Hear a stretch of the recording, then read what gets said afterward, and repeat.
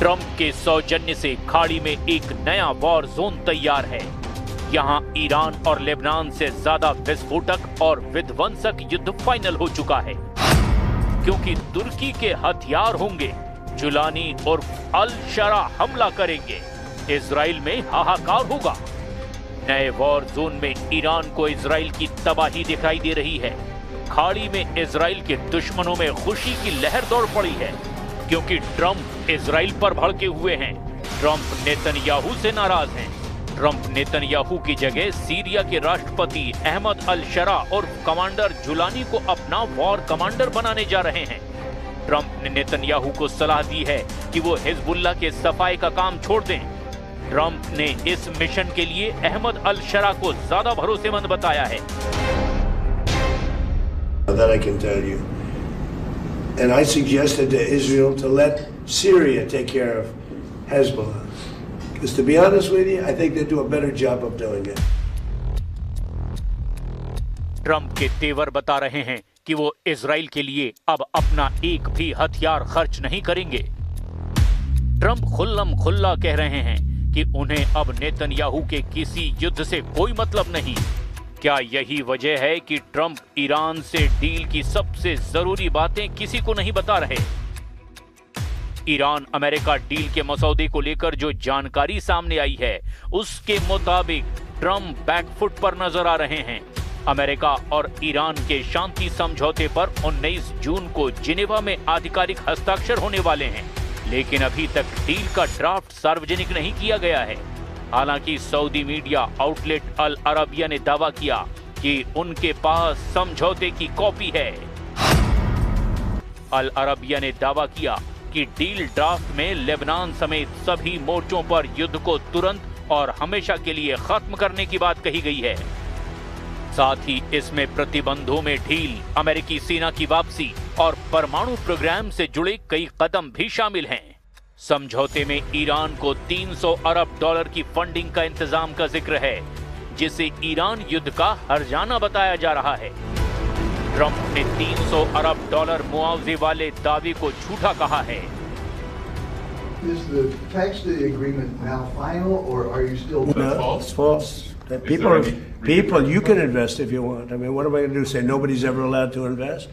No, we're not investing. We're not putting up 10 cents, and people can decide to do that, but that's up to them. I mean, do you want me to say nobody's ever allowed to invest in a country? I'll say it with Egypt. Nobody's allowed to invest in Egypt. Am I supposed to say that? I'm asking whether we are not investing in it, and we do not have a fund. लेकिन ये बात कई sources से बार-बार सामने आई और इसीलिए doubt बढ़ता जा रहा है। अगर ईरान ने 300 अरब डॉलर हर्जाना हासिल कर लिया, तो फिर युद्ध में वो विन विन सिचुएशन में आ सकता है, क्योंकि इजराइल को रोकने के लिए अब ईरान को जोर लगाने की जरूरत नहीं। इजराइल अब सीरिया फ्रंट पर उलझ सकता है। Gerekli diplomatik yöntemler kullanarak bir eylem birliğine dönüşmesi gerekiyor artık. İsrail bütün dünyanın kendisine karşı bir diplomatik eylem çabası içinde olduğunu gördüğü zaman adım atması mümkün değildir. क्योंकि सीरिया में वही होता है जो एर्दोआन चाहते हैं, क्योंकि कमांडर जुलानी एर्दोआन को अपना रोल मॉडल मानते हैं। सीरिया के राष्ट्रपति अहमद अल शरा पहले अबू मोहम्मद अल जुलानी के नाम से कुख्यात थे। कमांडर जुलानी हयात तहरीर अल शाम, जिसे कि HTS कहा जाता है, इसके टॉप कमांडर थे। HTS के लड़ाकों ने सीरिया में बशर अल असद की सरकार का तख्ता पलट किया था। बशर के तख्ता पलट का मास्टरमाइंड एर्दोआन को बताया जाता है, जिन्होंने कमांडर जुलानी को हर तरह से मदद पहुंचाई। लेकिन जब सीरिया में बशर और जुलानी का युद्ध भड़का, तो इजराइल ने सीरिया में अपने बफर जोन का विस्तार किया। इजराइल ने सबसे अहम मोर्चे माउंट हॉर्मोन तक सैन्य तैनाती कर दी, जहां से इजराइल ने हिजबुल्लाह और ईरान पर जबरदस्त हमले किए। लेकिन तुर्की को सीरिया में इजराइल का कब्जा बर्दाश्त नहीं है। अब ट्रंप के दिए ऑफर से कमांडर जुलानी और एर्दोआन को इजराइल से बदला लेने का सही मौका मिल गया है। तुर्की, सीरिया, लेबनान और ईरान का गठबंधन इजराइल पर भयानक हमले का प्लान बना रहा है।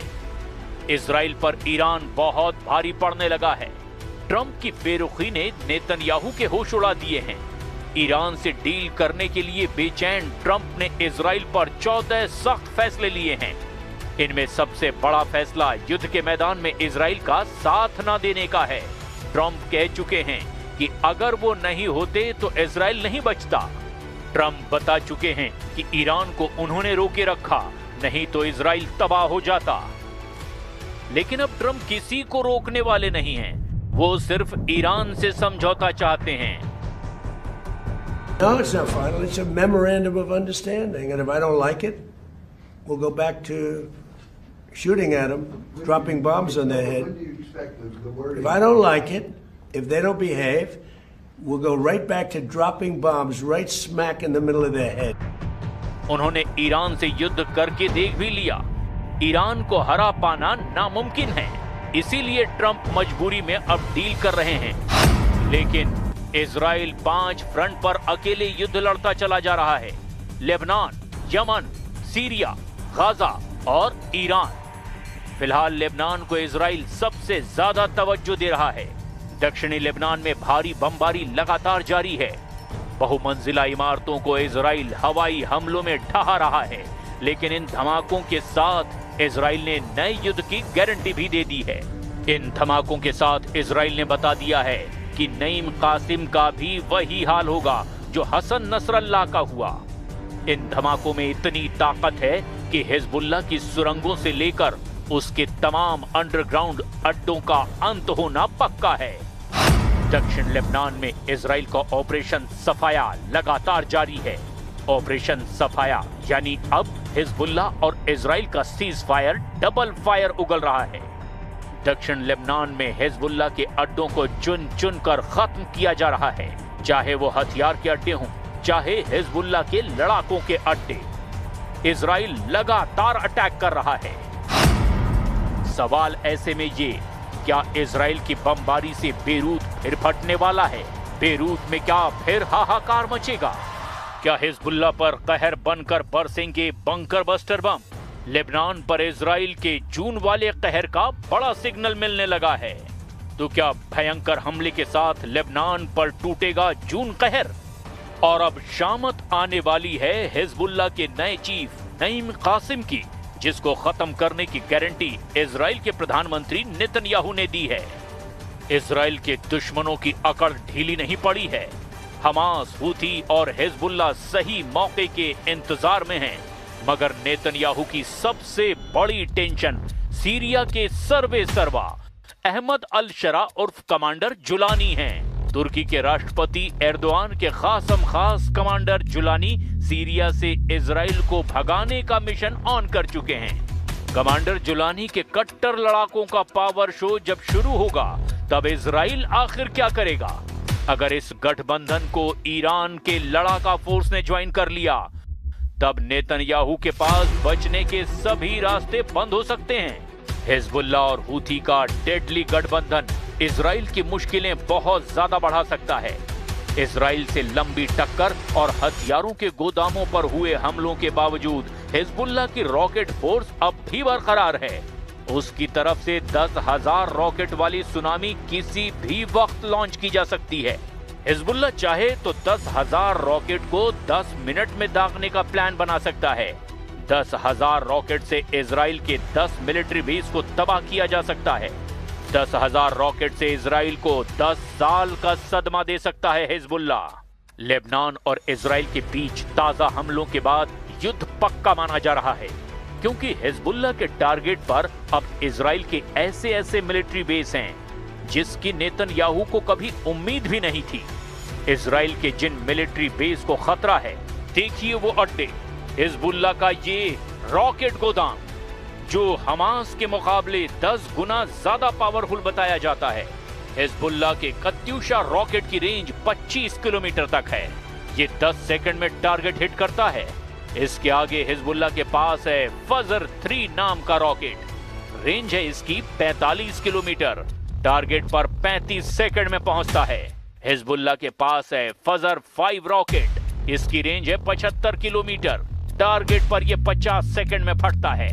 हिजबुल्लाह के पास है खैबर रॉकेट। इसकी रेंज है 100 किलोमीटर। ये टारगेट पर 75 सेकंड में फंसता है। हिजबुल्लाह के पास है ज़िलज़ाल 2 रॉकेट। इसकी रेंज 200 किलोमीटर बताई जाती है। इसमें 600 किलो विस्फोटक फिट किया जा सकता है और ये 120 सेकंड में टारगेट पर पहुंच जाता है।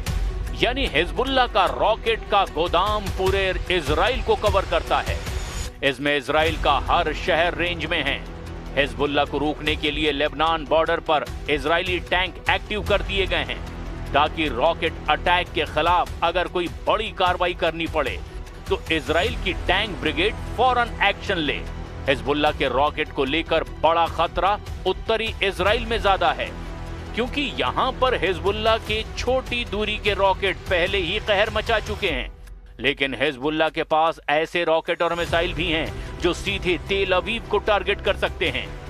इसी वजह से नेतन्याहू लेबनान पर हमले बंद नहीं कर रहे हैं, जिससे साफ है कि ईरान अमेरिका समझौते के बाद भी खाड़ी में बारूदी धमाके बंद नहीं होने वाले। ये बात बिल्कुल साफ है कि इजराइल जितनी मुश्किलों में घिरेगा उतने ही घातक हमलों से बदला लेगा।